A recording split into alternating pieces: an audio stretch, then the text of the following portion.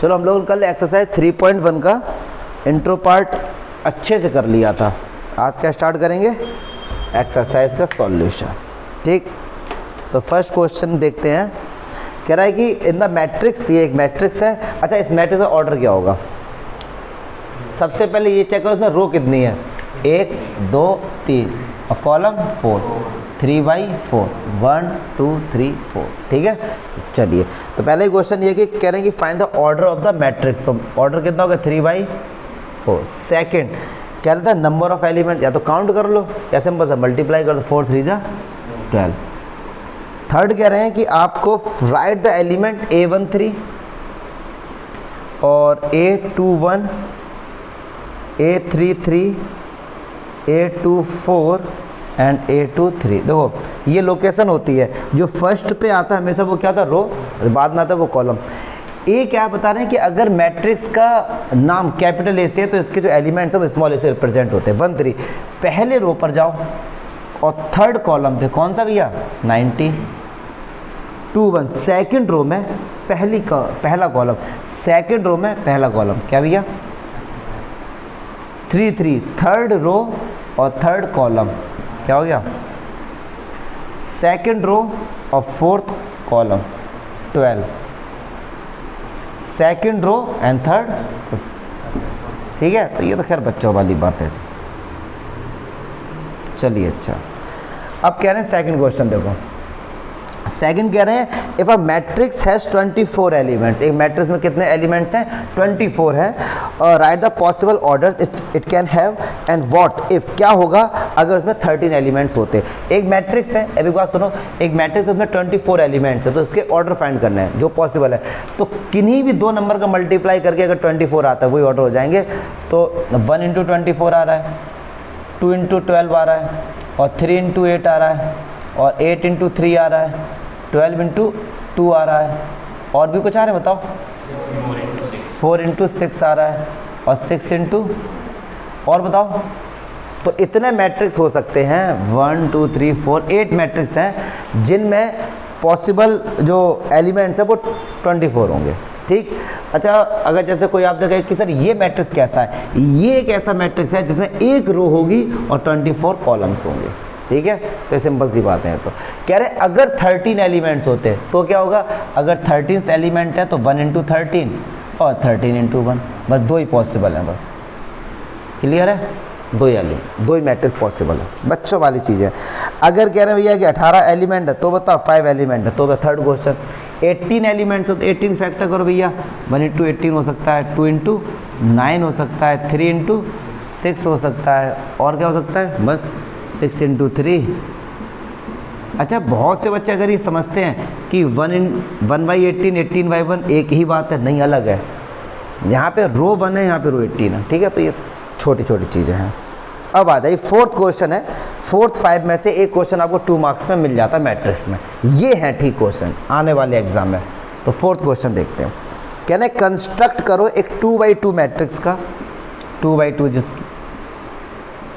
जिसके एलिमेंट और 2/2 का। ठीक है, whose elements are given by, जिसके एलिमेंट्स गिवन इस तरीके से। तो मैं सारे तो क्या ही समझाऊंगा, एक दो समझा दूंगा। ये बता रहे हैं, पहले इसको देखते हैं। कहते हैं भैया एक 2/2 ऑर्डर का एक मैट्रिक्स आपको बनाना है। 2/2 ऑर्डर का मतलब उसमें 2 रो होंगी और 2 ही कॉलम होंगे। तो ये वाला होगा A11, A12, A21 और A, क्लियर है। 1 1 का मीनिंग है first row first column, first row second column, इसी तरीके से। अब कुछ नहीं करना है, ये जो एलिमेंट्स हैं इन एलिमेंट्स को इस फॉर्म में रिप्रेजेंट करना है। ठीक है, तो एक अगर मैं इसकी वैल्यू फाइंड करता हूँ तो I की जगह 1 और J की जगह 1 पुट कर दो। तो 1 + 1 कितना हो गया, 2, 2 का स्क्वायर 4/2, 2। अब ये 12th क्लास में इतना तो यार डायरेक्ट कर सकते हैं। अब एक बार I की जगह 1 और J की जगह 2, तो 1 + 2 3, 3 का स्क्वायर 9, 9/2। अब आ जाओ 2 1, I की जगह 2 और J की जगह 1, 2 + 1 3 का स्क्वायर 9/2, 2 2 I की जगह 2 और J की जगह 2, 2 + 2 4, 4 का स्क्वायर 16 / 2 8। तो ये एक ऐसा मैट्रिक्स हम लोगों ने डिज़ाइन कर दिया कि जिसका हर एक एलिमेंट्स इस फॉर्मेट को फॉलो करेगा। क्लियर है? तो ये 1 नंबर 2 नंबर की क्वेश्चन है। अच्छा, इसी में ही कई सारी फॉर्मेट है। कह रहे I/J, मतलब उनका डिवाइड कर दो। चलो मैं ये भी करके दिखा देता हूँ। सेकेंड पार्ट में कह रहे हैं कि उनका जो मैट्रिक्स के एलिमेंट्स हैं वो डिफाइन है I/J की फॉर्म में, मतलब I और J का आपस में क्या करो, डिवाइड करो। तो देखो मैट्रिक्स कैसे बनेगा, 1 1 1 I और J 1, डिवाइड करो तो 1 आएगा, फिर 1/2 और फिर ये 2/1 और ये 2/2, कितना हो गया 0.5 लिखना चाहो लिख सकते हो। ठीक, थर्ड वाला इसका पार्ट खुद ही से कर लेना। और फिर इसके बाद देखते हैं फिफ्थ, इसे हटाओ, जगह है नहीं, हटा देना आकाश तुम आगे यार, सिंपल चल रहा है अभी तो। क्वेश्चन नंबर 5 देखते हैं। ये कह रहा है कि कंस्ट्रक्ट करो एक 3/4 का मैट्रिक्स, मतलब एक मैट्रिक्स ऐसा बनाना है जिसमें 3 रोज हों और 4 कॉलम्स। तो देखो A11, A12, A13 और A14, फिर A21, समझ रहे ना ये। अब यार ये उम्मीद मत करो कि मैं सारे ही बताऊंगा, कोई भी 2-3 आपस में बता दूँ। ये इस तरह सारे एलिमेंट हमको फिल करना है। कंडीशन क्या है, यहाँ के वैल्यू पुट करनी। अगर मैं बात करता हूँ A11 तो कुछ नहीं करना, जहाँ जहाँ I है उसकी जगह 1, J की जगह 1, -3 × 1 और J की जगह 1, तो 1/2। अच्छा ये क्या हुआ, -3 + 1 -2, और मॉड्यूलस का साइन जब भी हटेगा तो क्या आएगा, +2। कितना आ गया जी, 1। इसको हटाओ, यहाँ क्या लिख दो, 1।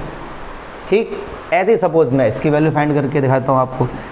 आपको लेकिन सारी ही करनी है। A23, I की जगह 2 और J की जगह 3, तो 1/2 -3, I की जगह 2 और J की जगह 3,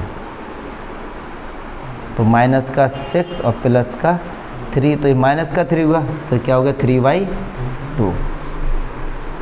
क्या हुआ शिवम, इतना सॉल्व करके पेपर में दिखाना पड़ेगा, सिमिलरली करके मतलब डायरेक्ट पूछ कर सकते हैं। सिमिलरली कैसे, मतलब नहीं, मतलब जैसे 2-3 हमने वैसे कर, ठीक है, ठीक, 12 सॉल्व करके नहीं तो सिमिलरली कैसे, आपको मतलब खुद तो सॉल्व करोगे ना थोड़ा बहुत। हाँ वो कर सकते हो। ये इनका मीनिंग है कि जैसे ये पढ़े लिखे हैं तो डायरेक्ट ही कर देंगे, सोच रहा है ऐसे ही सोच रहे हैं भाई दिखा देना, लेकिन क्यों इतना लेंदी आता नहीं, अगर आ जाए तो दिखा देना, कितना टाइम लगेगा, दिखा देना। ठीक है, ऐसा कोशिश करो कि दिखा देना। चलो 6 क्वेश्चन कह रहे हैं कि find the value of x/y/z from the following equation. तो देखो भैया, ये 4 है, ये x है, ये 3 है, ये 5 है, y1। देखो अभी आप लोगों को लग रहा होगा, मैं ये फैक्ट बताऊं क्योंकि आप लोग पहली बार 12th कर रहे हैं, फेल बैठा है, कोई नहीं बैठा है, कि यार क्या ये बच्चों वाली बातें बता रहे हैं सर, हैं ऐसा आ रहा होगा दिमाग में कि ये तो बहुत सिंपल चीज़ है। धीरे ही धीरे मैट्रिक्स कब विकराल रूप धारण कर लेगी और फिर इनका यूज़ होगा तो आपको दिक्कत होगी। देखो अभी मैं कह रहा हूँ तो स्टार्टिंग में बच्चों को मैट्रिक्स लगता है 3.1 में, यार क्या है 3.1 है, तो 3.2 पे आओ, जल्दी 3.3 पे आओ। जब 3.3 और 4, 5 पे जाओगे ना फिर इनकी याद आएगी तुम्हें, फिर कहो यार क्या था वहाँ पे। सिंपल बहुत है, ऐसा नहीं है कि ये बहुत टफ है, आपको समझ आ रहा है तो ये भी दिक्कत की बात नहीं है, लेकिन इनका यूज़ होगा तब आपको थोड़ी सी दिक्कत हो सकती है, इसलिए समझो, अंडर एस्टिमेट मत करो। अगर 2 मैट्रिक्स के बीच में इक्वल का साइन लगा हुआ है तो कह रहे हैं कि x/y की वैल्यू फाइंड करो। अगर 2 मैट्रिक्स इक्वल होते हैं तो उनके करस्पॉन्डिंग एलिमेंट्स इक्वल होते हैं। ठीक है, तो y किसके इक्वल होगा, 4 के इक्वल होगा, y किसके इक्वल होगा, 4 के इक्वल होगा, z किसके इक्वल होगा, और x की वैल्यू। ठीक है, ये सिंपल था, कोई दिक्कत नहीं है। अब ऐसे ही सेकंड पार्ट कह रहे हैं कि इसका सेकंड पार्ट बताओ।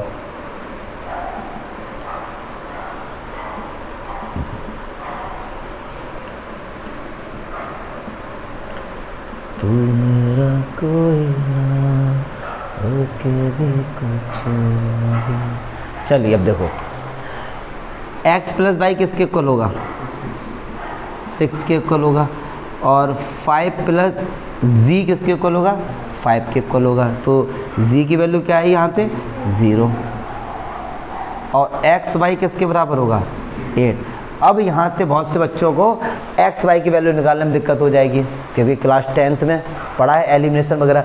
तो देखो अगर सिंपल इसका तरीका बताऊं तो क्या करो, यहाँ से x की वैल्यू निकालो, 8/y आएगी, यहाँ पुट कर दो, एलसीएम ले लो, आंसर आ जाएगा। अदरवाइज एक और तरीका है कि x माइनस वाई का whole square equal to x plus y का होल स्क्वायर माइनस 4x है, उससे भी कर सकते हो। तो मैं कौन सा बताऊँ, आगे बताओ कौन सा बताऊँ, बच्चों को कौन सा सिंपल लगे? मुझे लगता है बच्चों को ये वाला सिंपल लगेगा, x इक्वल्स टू 8/y। यहाँ से मैंने ये वैल्यू निकाली x की और यहाँ आके पुट कर दो, तो क्या होगा ये 8/y प्लस का y इक्वल्स टू 6। एलसीएम कितना है y, तो ये क्या हो गया 8 plus y square equals to 6, cross multiply 6y, ये इस तरफ आएगा तो वाई स्क्वायर माइनस का 6y प्लस का 8 इक्वल्स टू 0। अच्छा 8 के फैक्टर 4 इंटू 2 और 4 में 2 ऐड किया 6 आ गया, हो गया फैक्टर, माइनस का 4y माइनस का 2y, क्लियर है। y देखना उसमें सिजल बेटा आ रहा है, तो ये क्या हो गया y माइनस 4 माइनस 2 कॉमन लिया, y माइनस 4 इक्वल्स टू 0, तो ये होगा y माइनस 4 और y माइनस 2 इक्वल्स टू 0। तो y की वैल्यू क्या 2 और 4 निकल के आ गए। हमको तो x और y की वैल्यू फाइंड करनी थी, समझना बात को ध्यान से। एक बार रखो y की जगह 2, रखो y की जगह 2, x कितना आएगा 4। एक बार रखो y की जगह 4x कितना आएगा 2, क्लियर है। अब आप रख के देखो, चलो x की वैल्यू कुछ भी ले लो, 4 ले लो और ये 2 ले लो, तो देखो 6 हो गई, तो ये आपके आंसर आ गए, क्लियर है। आप दोनों ही आंसर लिख के आएंगे, क्यों? क्योंकि क्वाड्रेटिक इक्वेशन बनी थी इसलिए दोनों ही आप लिख के आएंगे, मुझे नहीं रहता कोई डाउट होगा इसमें, ठीक। थर्ड पार्ट इसका, थर्ड बताना जरूरी है क्योंकि इसमें एक्स वाई जेड आ गया, बहुत से बच्चे डर जाते हैं उससे, फेंक दो। तो देखो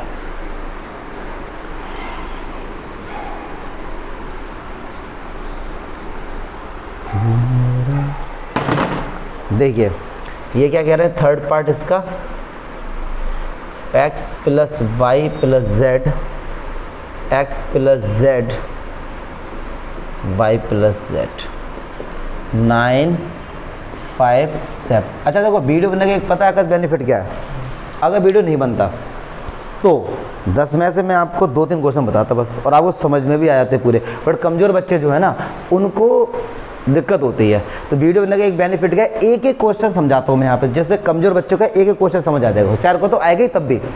अगर वीडियो नहीं बनता तो रफली मैं आपको केवल 10 में से 3-4 क्वेश्चन कराता जो लॉजिकल है, अदरवाइज ऐसे ही समझाया था। तो क्या होता है, कमज़ोर बच्चों के लिए थोड़ी सी दिक्कत आती है वहाँ पे, होशियार को तो दोनों में ही ठीक है ना, कमज़ोर को केवल इसमें ठीक है। इसलिए मैं बेटा देखते रहो आराम से, कोई दिक्कत तुरंत स्टॉप कर दो, हाँ और क्या। चलिए अब सुनो, कह रहे हैं x plus y plus z किसके इक्वल है, 9 के इक्वल है। अच्छा x प्लस जेड किसके इक्वल है, 5 के इक्वल है, और y प्लस जेड किसके इक्वल है, 7 के इक्वल। इनकी वैल्यू फाइंड, माइनस करो, कैंसिल हो गया, और x से तो y की वैल्यू कितनी आ गई, 9 से 5 गया 4, y की वैल्यू कितनी आ गई, y की वैल्यू यहाँ पुट कर दो, तो z कितना आ गया, 7 से 4 गया 3। अब y की वैल्यू 4 है, z की वैल्यू 3, x की वैल्यू क्या 2 ही होगी, यहाँ वैल्यू पुट कर दो, क्लियर है ना। मैं एक और बना इसके लिए वीडियो अलग से, तो देखो z की वैल्यू क्या है 3, यहाँ पुट करो z की वैल्यू 3, 7 से 3 क्या, अरे इधर तो कुछ है, इधर करो, z की जगह 3 पुट करो, 5 से 3 क्या 2, तो x की वैल्यू क्या आ गई, ठीक है। अच्छा आकाश अब हटाओ आके यार थोड़ा सा, इससे 7th क्वेश्चन बताना पड़ेगा, आ जाओ। चलिए अब क्वेश्चन 7th में ABCD चारों की वैल्यू फाइंड करनी, ये सब इक्वल है। तो क्या देखो a माइनस बी किसके इक्वल होगा आकाश, -1 के, और 2a माइनस बी किसके इक्वल होगा, 0 के। 2a है यहाँ पे, ठीक है, 2a प्लस सी किसके इक्वल होगा, 5 के, और 3c प्लस डी किसके इक्वल होगा। अभी बात सुनो, ये भी माइनस का, ये भी माइनस का, साइन चेंज कर दो, तो माइनस करेंगे, माइनस प्लस और माइनस कैंसिल हो गए।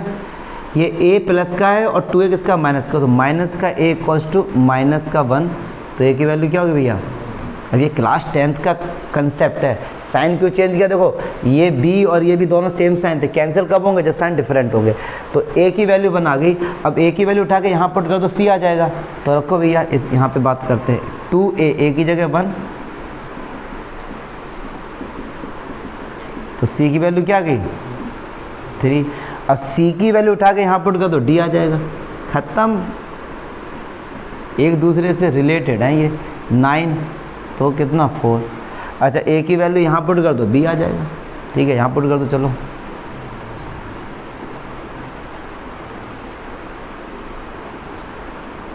ठीक, बच्चों वाली चीज़ है ना अभी तक तो।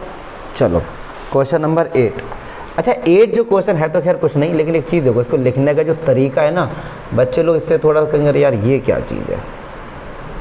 ये एक मैट्रिक्स है, मैट्रिक्स के जो एलिमेंट्स हैं उनको एक स्टैंडर्ड फॉर्म में लिखा है, और m बाई n, m क्या है रो, n क्या है कॉलम, क्या है ना स्क्वायर मैट्रिक्स है, क्या ये स्क्वायर मैट्रिक्स है। स्क्वायर मैट्रिक्स में क्या होता है, नंबर ऑफ रोज और नंबर ऑफ कॉलम बराबर होते हैं। अगर ये स्क्वायर मैट्रिक्स है तो m और n आपस में क्या होंगे, तभी ये स्क्वायर मैट्रिक्स हो नहीं सकता, ठीक है। तो इसका आंसर वही हो जाएगा। अब देखो 9 कह रहे हैं 3x + 7 और y + 1 और 5 और 2 - 3x, और कह रहे which of the given values of x and y of the following pair of matrix equal. अच्छा ठीक, 0 और 8, ठीक है। ये कह रहे हैं आप लोगों के पास बुक है, इस क्वेश्चन को खुद से ट्राई करो, क्योंकि अदरवाइज तुम लोग मेरा सॉल्यूशन देके रट लोगे। मैं पॉज करता हूँ। अच्छा क्वेश्चन देखो, बस यही कह रहे हैं कि अगर ये दोनों इक्वल हैं तो x और y की वैल्यू है इनमें से क्या है। अब एक बात सुनो, अगर ये इक्वल हैं तो इनके करस्पॉन्डिंग एलिमेंट्स इक्वल होंगे, तो ये वैल्यू किसके बराबर होगी, 0 के बराबर होगी। तो 3x + 7 = 0, 3x = -7, x = -7/3, ठीक है। ये वैल्यू किसके इक्वल होगी, इसके इक्वल होगी। y - 2 = तो y की वैल्यू क्या होगी 5 होगी, ठीक, सॉरी 7 होगी। अच्छा ये इसके बराबर रखो, ठीक है। y + 1 = 8, तो y की वैल्यू 7।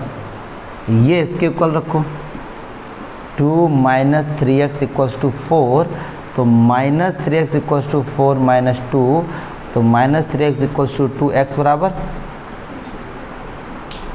अब एक बात सुनो, y तो चलो ठीक है दोनों 7 आ रही, अगर ये दोनों इक्वल तो x के आंसर तो इक्वल आने चाहिए ना।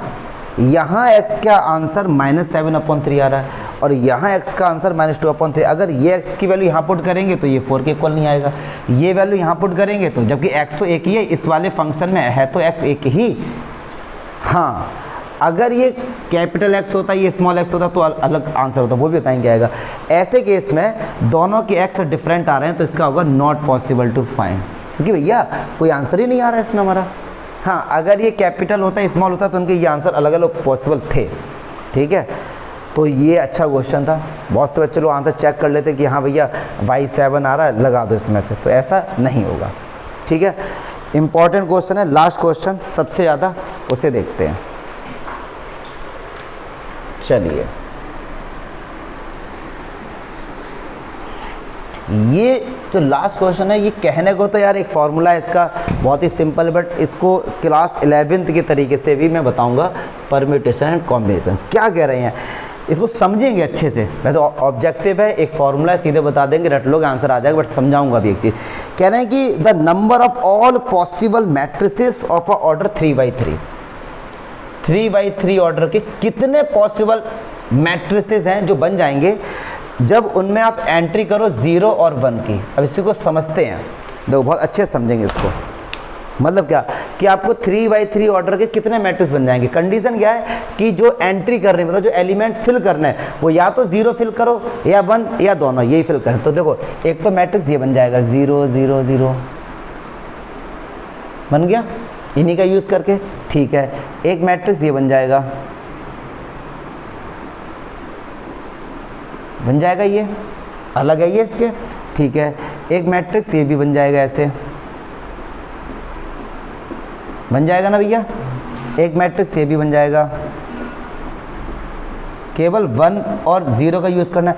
ऐसे कह रहे कब तक बनाओगे यार, पहले क्वेश्चन का मीनिंग समझो, कब तक बनाओगे ऐसे मैट्रिक्स, तो कह रहे कितने बन जाएंगे। तो वैसे तो इसका सिंपल सा एक फॉर्मूला है जो आर डी शर्मा बुक में आपको मिल जाएगा। क्या है फॉर्मूला, कि नंबर ऑफ एंट्रीज की पावर होती है रोज मल्टीप्लाई कॉलम। मतलब नंबर ऑफ एंट्रीज, कितनी एंट्री है, 0 और 1 2 हैं, यस और नो, 2 हैं, तो 2 की पावर रो कितने, 3 इंटू 3 मतलब 2 की पावर 9 मतलब 512 अगर नंबर वाली बात करें। लेकिन अब समझते हैं ऐसा क्यों है, ऐसा क्यों है। तो एक है फंडामेंटल प्रिंसिपल ऑफ काउंटिंग, अगर 11th क्लास में परम्यूटेशन कॉम्बिनेशन थोड़ा बहुत याद है, नाम सुना है, बहुत सही, नाम भी याद है अपने आप में बड़ी बात है 11th क्लास में। एक है फंडामेंटल प्रिंसिपल ऑफ काउंटिंग। कहाँ डस्टर बार बार क्यों गायब हो रहा है, चलो देखते हैं वो क्या कहता है, पहले उसको समझते हैं। आंसर तो आ गया लेकिन फिर भी थोड़ी सी नॉलेज वाली बात कर लेते हैं। देखो ये एक 3×3 का ये हमारे पास एक मैट्रिक्स है ये,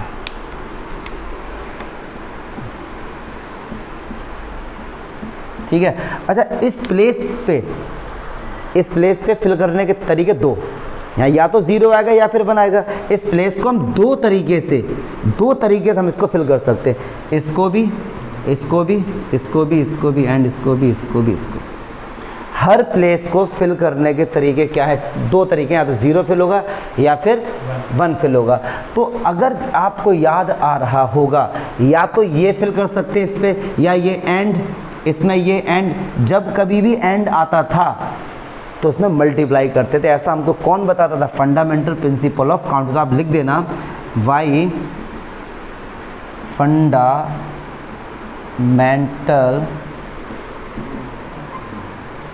प्रिंसिपल ऑफ काउंटिंग, ठीक है। हर प्लेस को फिल करने के तरीके 2 टाइम्स, ये कितनी बार है, 9 टाइम्स है। ये कितनी टाइम्स है, तो यहाँ पे लिख देना चलो